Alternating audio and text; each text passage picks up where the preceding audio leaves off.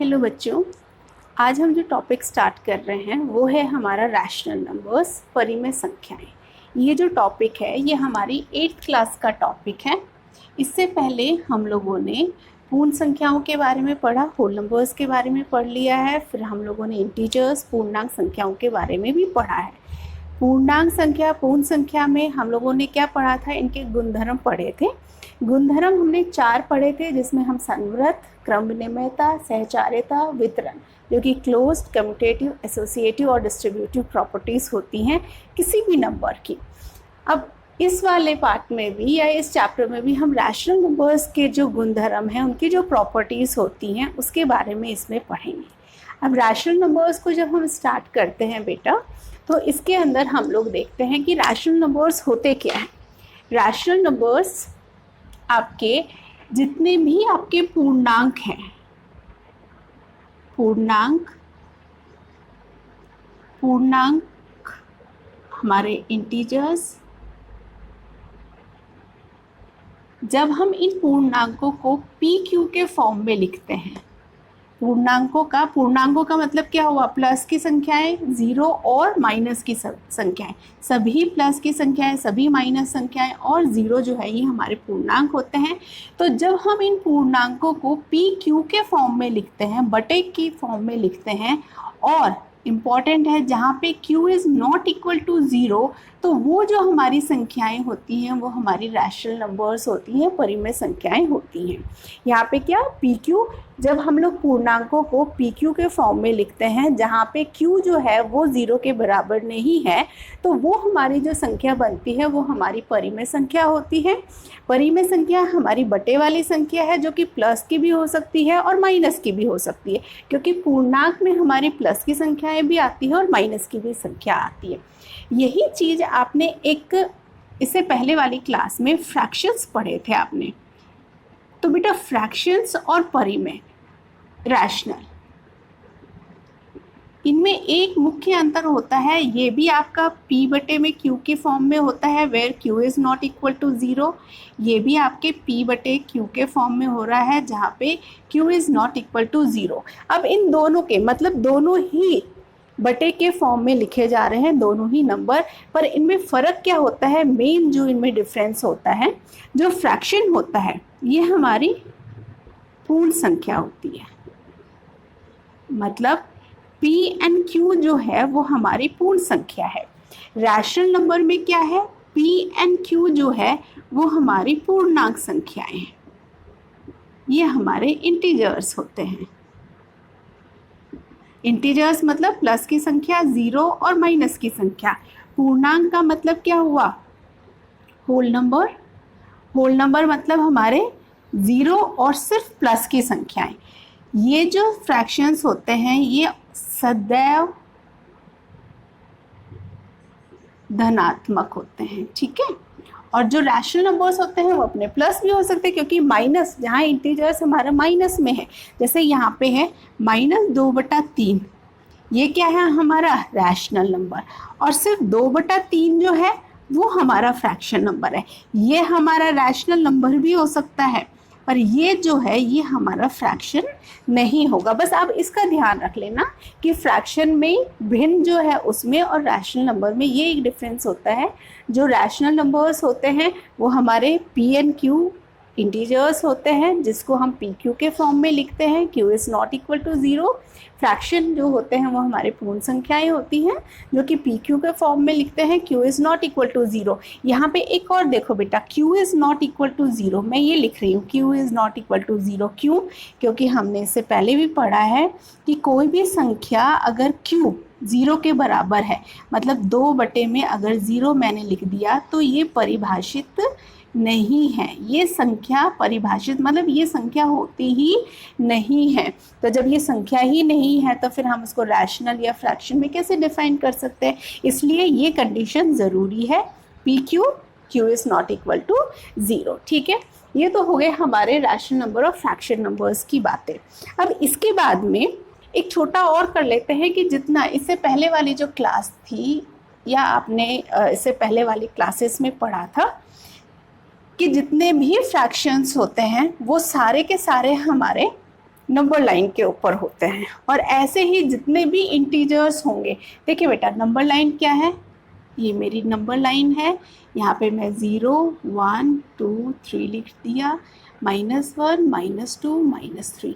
अब जितने भी बटे की संख्या आएंगी वो हमारी इनके बीच में, इन नंबर्स के बीच में ही कहीं ना कहीं हमारी बटे वाली संख्या आती है। ठीक है, अभी 8th क्लास में ऐसे पूछेंगे नहीं कि कहाँ पे है। हाँ, ये पूछ सकते हैं कि दो परिमेय संख्याएं आपको दे दी, उन दो परिमेय संख्याओं के मध्य आप लोगों से पूछ लिए जाते हैं कि 5 संख्याओं को ज्ञात करो या 6 को, वो अभी हम करेंगे। पर समझ लीजिए कि जितनी भी पूर्ण संख्याएं हैं वो सारी की सारी हमारी संख्या रेखा के मध्य कहीं ना कहीं होती ही हैं, आपको मिलती ही हैं।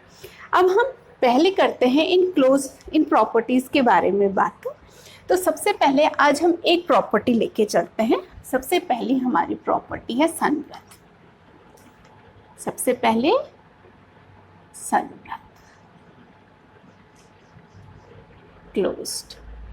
अब देखिए संवृत में मैंने आपको क्या बताया था कि जब हम संख्याओं में प्लस माइनस मल्टीप्लाई डिवाइड करते हैं, मतलब कोई भी जब हम संक्रिया करते हैं, अगर वो संक्रिया करने के बाद में हमें वही उसी प्रकार की संख्या मिलती है, मतलब रैशनल नंबर को जोड़ने से रैशनल नंबर मिल रहा है, रैशनल नंबर्स को आपस से प्लस माइनस करने से रैशनल मिल रहा है, मल्टीप्लाई करने से रैशनल मिल रहा है, डिवाइड करने पर रैशनल अगर हमें मिल रहा है, तो हम कहते हैं कि वो क्लोज, मतलब उसी के अंदर आप लोगों को वो चीज़ मिलती है, मतलब संवृत है, उसी संख्या में वो आपको मिल रही है, उसी प्रकार की संख्या अगर आपको मिलती है तो वो हमारी संवृत या क्लोज प्रॉपर्टी होती है। तो 4 संक्रियाओं के बारे में हम देखेंगे कि ये फॉलो कर रहा है कि नहीं कर रहा है। सबसे पहले हम करते हैं योग प्लस। बेटा कोई भी दो संख्या ले लो, रैशनल नंबर कोई भी, अब प्लस की भी हो सकती है माइनस की भी हो सकती है। जैसे मैंने यहाँ पे लिया 1/3 प्लस में 2/3, दोनों ही मेरी रैशनल नंबर हैं। आपको पता है अगर मेरा यहाँ पे डिनोमिनेटर सेम है तो मुझे क्या करना है, सिंपल डिनोमिनेटर लिख देना है नीचे, और ऊपर जो भी हमारा न्यूमरेटर आ रहा है उसको मुझे ऐड अप कर देना है। तो 1 प्लस में 2, तो ये होगी मेरी 3/3, जो कि 3/3 या 1 कर लो। तो ये मेरी क्या है, रैशनल नंबर है, परिमेय संख्या है मेरी यहाँ पे, क्योंकि आपको बताया है माइनस की सभी संख्याएं, प्लस की सभी संख्याएं और 0, ये सभी जो संख्याएं हैं वो हमारी रैशनल नंबर है। तो इसका मतलब कोई भी, अब माइनस की संख्या को भी अगर इसको करके देखिए, 1/3 प्लस -2/3, इसको कर लीजिए, ये 3 आ जाएगा। 1 प्लस -2, आपको इससे पहले मैंने बताया था प्लस की संख्या माइनस से, तो -2 -1/3, तो -1/3 ये भी मेरी रैशनल नंबर है। इसका मतलब कि जो योग है परिमेय संख्याओं के लिए, जो योग संक्रिया है वो संवृत गुणधर्म को फॉलो करती है, उसमें संवृत गुणधर्म होता है। ये तो था प्लस का। अब हम माइनस का लेके चलते हैं इसी में। ये तो है प्लस, मतलब जितना भी अगर परिमेय संख्या को किसी भी परिमेय संख्या से प्लस किया जाता है, योग किया जाता है, तो हमको परिमेय संख्या ही मिलती है। दूसरा हमारे पास में क्या है, माइनस है, घटाना। इसको देख लेते हैं, कोई भी परिमेय संख्या ले लीजिए, मैंने ले ली 1/2 माइनस में 1/3, ये ले ली। अब इसमें क्या करोगे आप, पहले लहसन निकालोगे, भिन्न संख्या 7वीं क्लास में पढ़ चुके हो, इन दोनों को मल्टीप्लाई कीजिए। 6 को 2 से डिवाइड किया, 3 को 1 से मल्टीप्लाई किया, 3 माइनस 6 को 3 से डिवाइड किया, पहले डिवाइड करेंगे 2 आएगा, 2 को 1 से गुना किया तो 2। अब इसको जब माइनस किया, 3 में से 2 को घटाया तो 1/6। तो ये मेरी परिमेय संख्या है, क्योंकि पी क्यू के फॉर्म में है, पूर्णांक 1 पूर्णांक है, 6 भी पूर्णांक है, पी क्यू के फॉर्म में, Q is not equal to 0, इसका मतलब है। इसी का दूसरा एक एग्जाम्पल ले लो, 1/2 माइनस में 0 जो है वो मेरा इंटीजर है, पूर्णांक संख्या है, यहाँ पे मैंने 2 किया, इसका मतलब 1, 2, 2 को 2 से भाग दिया 1, 1 को 1 से गुना किया 1, माइनस 2 को 1 से भाग दिया 2 और 2 को 0 से गुना किया, किसी भी संख्या को 0 से गुना करने पर 0 मिलता है 0, तो फिर 1/2, इसका मतलब ये भी मेरी परिमेय संख्या है, ये भी मेरी परिमेय संख्या है। एक माइनस की संख्या और लेकर देख लो आप, 1/2 माइनस 1/3, यहाँ पे देखिए वही आ जाएगा। क्या करेंगे, 6 को 2 से भाग दिया 3, 3 को 1 से गुना किया 3, माइनस 3 को 6 से भाग दिया 2, 2 को 1 से गुना किया -2, माइनस बाहर है माइनस अंदर है, बीच में कोई दूसरी संक्रिया नहीं है तो जुड़ जाएगी ये, 3 + 2/5, सॉरी 6, तो 5/6, ये भी मेरी पॉजिटिव संख्या आ गई। और माइनस भी यहाँ पे आती तो वो भी मेरी परिमेय संख्या होती। मतलब घटाने में भी जब परिमेय संख्याओं को हम आपस में घटाते हैं, परिमेय संख्याओं को परिमेय संख्या से घटाते हैं, तो हमारे पास में हमको जो प्राप्त होता है वो परिमेय संख्या ही प्राप्त होता है, जो कि पूर्णांक में और इंटीजर्स में हम लोगों ने पूर्णांक जो थे उसके अंदर हमने नहीं पढ़ा था ये। तो यहाँ पे आ गया आपको कि घटाने पर भी जो परिमेय संख्या है वो संवृत होती है। अब तीसरा अपने पास में जो संक्रिया है, तीसरी संक्रिया है हमारे पास में गुना करना। तीसरी गुना, मल्टीप्लाई करना। कोई भी दो संख्या ले लीजिए, 1/3 मल्टीप्लाई बाय 2/3। क्या करेंगे, अंश को अंश के साथ, हर को हर के साथ में सिंपल मल्टीप्लाई कर देंगे। 2 को 1 से गुना किया 2, 3 को 3 से गुना किया 9, तो ये मेरी ये मेरी रैशनल नंबर है। 1/3 मल्टीप्लाई बाय -1/2, -1 को 1 से गुना किया -1, 2 को 3 से गुना किया 6, -1 में ये भी मेरी परिमेय संख्या है। दूसरा 1/4 गुना में 0 को किसी भी संख्या से गुना करने पर मुझे 0 प्राप्त होता है। जो 0 है वो भी मेरा रैशनल नंबर है। तो यहाँ पे हमने यही पाया है कि संवृत में क्या किया कि जब हम किसी भी दो परिमेय संख्या को आपस में गुना करते हैं तो फिर हमारे पास में वही संख्या, वही रैशनल नंबर परिमेय संख्या हमको प्राप्त होता है। ये है हमारा तीसरा। अब जो चौथा हमारा रह गया भाग वाला, उसको और देखते हैं हम। भाग का कैसे करेंगे, दो परिमेय संख्या, 3 में हमने कर लिया, प्लस करते हैं परिमेय संख्या को तो हाँ हमारा संवृत का गुणधर्म फॉलो कर रहा है। माइनस कर रहे हैं रैशनल नंबर्स को तो भी हमारा गुणधर्म जो है वो फॉलो हो रहा है। मल्टीप्लाई कर रहे हैं तो भी हमारा गुणधर्म जो है वो फॉलो हो रहा है। चौथा जो है वो है हमारा भाग। चौथा है हमारा भाग, डिवाइड। अब देखिए डिवाइड में कैसे करेंगे, दो परिमेय संख्या को ले लीजिए, 1/2 डिवाइडेड बाई 1/4।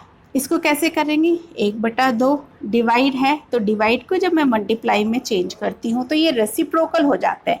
रेसिप्रोकल मतलब अंश हर बन जाता है और हर जो है वो अंश बन जाता है। तो यहाँ पे क्या होगा, 4/1, 1 और 2, 2 को 1 से गुना किया 2, 1 को 1 से गुना किया 1, तो ये मेरी परिमेय संख्या है। हाँ परिमेय संख्या आ रही है। माइनस की संख्या को लेके चलो इसमें, जैसे यहाँ पे 2/6 डिवाइडेड बाई 3/5 माइनस, तो यहाँ पे क्या होगा 2/6। डिवाइड की जगह मैं क्या करूँगी, मल्टीप्लाई कर लूँगी। डिवाइड जब मल्टीप्लाई में चेंज होता है तो मेरा, जब मैं ये डिवाइड है इस डिवाइड को मैं मल्टीप्लाई में चेंज करती हूँ, ये मेरा अंश है, ये हर जो है अंश बन जाता है, अंश जो है मेरा हर बन जाता है। तो यहाँ पे मैं क्या करूँगी, माइनस रहेगा यहाँ पे, तो ये 3/-5 आपस में कट नहीं रहे। इसको मल्टीप्लाई किया 6, इसको मल्टीप्लाई किया 30। हाँ ये मेरी परिमेय संख्या आ रही है। अब 1/2 डिवाइडेड बाई 0, 1/2 डिवाइडेड बाय 0। तो जब मैं इसको 0 से किसी भी संख्या को डिवाइड करती हूँ तो ये मेरा परिभाषित नहीं होता है। परिभाषित मतलब मैं इसका कोई आंसर नहीं ला सकती हूँ।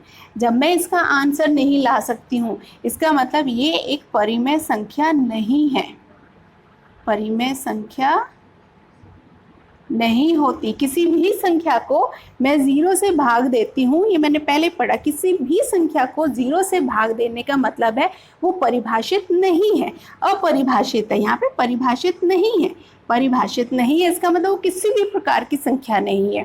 तो हम लोग यहाँ पे क्या कर सकते हैं, परिमेय संख्या हमें नहीं मिली, इसका मतलब कि जो भाग है, भाग के अंदर संवृत्त नहीं फॉलो होता है। कब?